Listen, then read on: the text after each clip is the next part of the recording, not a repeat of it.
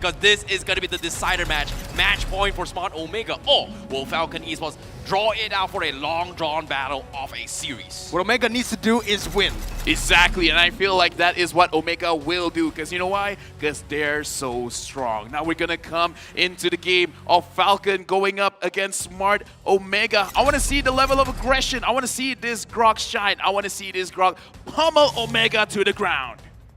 Caster Curse. But back at it again, Land of Dawn. Ladies and gentlemen, Falcon versus Smart Omega. In the early stage, I would actually think that Falcon will have the early game advantage here, knowing that, again, Ken, on Paquito, really good against Assassins. We know how good he is. On the Paquito, we haven't really seen him, though, so far on this Paquito and MSC. Yeah, and as of now, seeing how Chaknu is just being very, very annoying, he's just applying so much pressure, and I'm a little bit surprised that Naomi is not doing anything in this regards, but Chaknu, he might be actually get caught out. Falcon gonna be forcing a flicker coming in from him, but Naomi disengaging Justin, overcommitting, he's going for an auto attack, and he gets first blood from Justin, and that's gonna be the retreat coming in. Kelra gonna be providing a little bit of assistance to actually fight this forced issue, and Omega, they are gonna trade 1-for-1. That's huge, again, for... I mean, both teams getting the junglers some pressure, right? Some kills here on the board. It is actually Justin who picks it up. So I believe it's still worth it for Omega here. Silent just hits onto Ryzen, just doesn't really want him to take any of the jungle in his territory. So both teams resetting once again, but Omega with the lead. Yeah, I feel like it's also partly the psychological factor, right? Like, you want to slow down Ken to make sure that he doesn't punish his Ryzen in any kind of rotation, but it's also showing that, hey, I'm a roamer here, and I will show you that I will control where you go, right? The psychological factor, we have to key that in. Shout out to mental health. Where did that come from? Shout out to mental illness, man. Come on, give some awareness. All right. You know, a little bit of awareness coming from LaFell, I get it. But now, speaking of the match as of now, 1-1, Smart Omega, they are playing a little bit slow. I'm a little bit surprised that Ryzen is just keeping it down on the low as of yet on the top side. And the top turtle is going to be a very big priority. And Falcon Esports, they always tentatively win the first engagements. And I feel like Omega, they don't really want to take the risk. Ryzen, however, doesn't have the purple buff. He might be jeopardized as well. Renzo is going to try and harass Yellow Flash. Is it going to be the setup coming in? Yellow Flash forced the flicker out. But here comes the Temple's Blade. And they do get the Retribution steal on the turtle from Falcon. But they have to disengage Omega. They're forcing the issue. But E2 Max, he steals the wall charge, stops them in their track. But no follow-up coming in from Omega. E2 Max, he's going to be caught out. He needs to make a run. Here comes the counter wall charge. I am the real Grok, Naomi. There you go, Falcon with the kill here, traded in for the side of Falcon. They also secured the turtle, so this is just really, really good. As Ken looking for more on to that top side. Ryzen does pick up the gold buff, but will lose his jungle camps right now.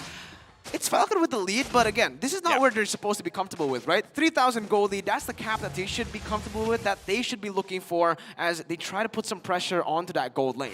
The turrets, man, the turrets. Like, even if you get the kills, you need to make sure that you get the turrets down. Right now, even if you don't push it to the end, you got to make sure that Ryzen doesn't get to farm comfortably. Because again, this Ling, in the later stage of the game, is going to be so annoying. So I got to feel like you got to slow Ryzen down a little bit or try to focus on Kara. But the thing is, they've tried to focus on Kara. It really didn't work out. So I want to see them control the jungle and control one part of the map and then try to snowball that. Try to set it up to make sure that Ken can dish out a lot of damage, and Justin as well as Silent will not get targeted by either Itomax or Ryzen. I agree, and here it is, right? The winning lane for Yellow Flash. He goes for the Abyssum Strike, actually, and Renzio is forced back. With this, you can actually see that Ken is starting to play on that top side, not really going for that bottom side. It's a 3-2 formation currently, as Justin is also looking for a pick down below. Kelra, though, again, just so aware. Game 1, Game 2, we saw this, but Game 3, it's still present. Yeah, it's all about playing it safe, and this is what Smart Omega likes, right? Play it safe, drag this to the later stage of the game, and then come up on top. Because eventually Falcon, they have a very, very small timing window, but at the same time, they have to get kills in order to snowball. In this case, Ken, as of now, he's got 2 assists so far, and he needs a little bit more. This second turtle is going to be very, very crucial for Omega to come in for contest. But as of yet, he has won pretty much all their retributions. But here comes the burst down. As soon as I say it, the casters come in. Ryzen gets caught out, and that's going to be Falcon coming up on top with that. However, Silent did get picked off on the bottom side, though. I agree, and this is what Omega needs to do, right? In the early stage, I feel like they should just avoid these fights. Don't go for the turtles aggressively, and just as I say that, they go in, they go for the kill, and Ken picks it. I mean, Ken gets picked off here. Yellow Flash looking for the trade, but he actually goes in a little bit too aggressive. Might be just targeted down by Renzio, who is going to just, zone them away from that mid lane. Right now, looking at Yellow Flash, I'm worried a little bit about him because his power spike is slowly going away. And right now, Ryzen, I believe that he managed to get a purple buff there. So right now, for the side of Falcon, Yellow Flash, he really needs to make sure that he can handle Renzio because Renzio is the big problem for the side of Omega. So again, like, I'm just looking at Yellow Flash, man. He has to do something against Renzio. Because so far, I'm not seeing anything. Yeah, it's very difficult as well, considering that Yellow Flash is just getting bullied out of the lane here, and he couldn't even close up the map. That's why they've got Ryzen just running around the map, and Falcon needs to find an opportunity to slow down his aggression. And so far, they've got 1 kill on Ryzen, but they cannot lose Silent in the process. They need to somehow help Silent and also slow down Ryzen's aggression. So you kind of look at the trend here so far in this series. The team who usually falls behind in the early stage will be able to come back. And let's see if Falcon can actually replicate the same thing that Omega did back in Game 1 and Game 2. 500 gold lead to Omega, even though they don't really have that neutral objective control just yet. But the top side, Yellow Flash looking for the play. Ken here to follow it up. Renzio has the sprint. Very good disengage. Yeah, but again, I feel like we do have to talk about that point about coming from behind because for both this team, they're looking very... Okay, Justin almost got engaged by Itomax, but the thing is, it's a horror movie. We gotta look at this series like a horror movie, especially here, Itomax using the Valentina, get a little bit of a scare here. Whoever is behind, they need to figure out a way to capitalize the mistake from the victor because sometimes people who are aggressive, they're overly aggressive because this is the things that some bullies, they don't really understand that when the nerd grows up, he might be the guy you don't want to mess with. He might be the bodybuilder. He might be the bodybuilder. Yeah. He might be Naisu. Oh, man. I think he is Naisu at this point, right? Everyone in the part of the map where they have map control, actually, sometimes they kind of lose out. Now that I'm thinking about it, it's not Naisu. It's not Naisu? No, it's not Naisu. But look at this! Wild charge onto Etumax! It's going to be Falcon who gets the pick off as Ken goes over the knockout strike. But look at Kelra! He gets bursted down! Silent is no longer silent! Oh! He flickers forward for the flashy play, and there you go! You aim high, you fly high, and you get the kill. Oh, that is a beautiful response coming from Falcon as well, and that's the beauty of the Grog. You go in for the flicker engagement with the wall charge, and you get the right target. It is going to completely shut down Omega, and that's the downside of having the Irrital, right? Once you get caught, it's hard to disengage. Ryzen, however, a little bit jeopardized as of now. You can see Justin completely shut him down. E2Max going for the steal, forced to steal the wall charge and back off. So that's going to be a little bit of aggression forced out, but Falcon giving a little bit of hope for the Falcon fans to come up on top in this game. Well, looks like Yellow Flash up here is going to met up against Renzio, and there's no way that he can survive this. I was about to say, I like what Falcon is doing over their victory. They're trying to get the side lane wins. Silent managed to get one of the turrets. However, we see Yellow Flash tried but failed. But to be fair, it's not completely his fault because 3 people came over him, and what can you really do, right? Yeah.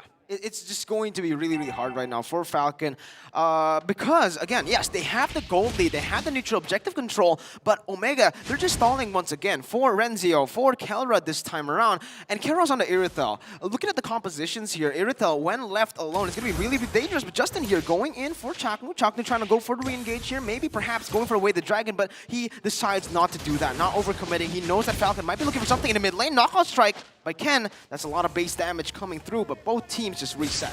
Yeah, the amount of damage that Falcon is dishing out in terms of this poking war, they are coming up on top. But as soon as they go for this poking fights, Omega, they immediately trade cross-map plays, and that's annoying to deal with because the biggest threat right now is going to be Ryzen. Look at the positions on what Ryzen is doing as well. He's making for cross-map plays, trying to buy a little bit more time for Kelra, and that's exactly what Smart Omega is doing. And I don't think Falcon should be letting this slide. And now they are going to force the issue, but the disengage from Omega. Now they have to focus on the tier 2. The counter wall charge comes in, and but from the side, Renzio gets a big catch on Falcon, and Silent, he is also going to be caught out, and Smart Omega completely completely turns the tides. They get 4, they're looking for the 5th, and that is going to be a wipeout by Smart Omega. A wipe out for Smart Omega. They find the fight once again here. 1,000 gold lead, and look at the timing. They instantly go and convert onto 2 objectives. Ryzen onto the Lord, Omega, the rest of them here onto that mid lane turret.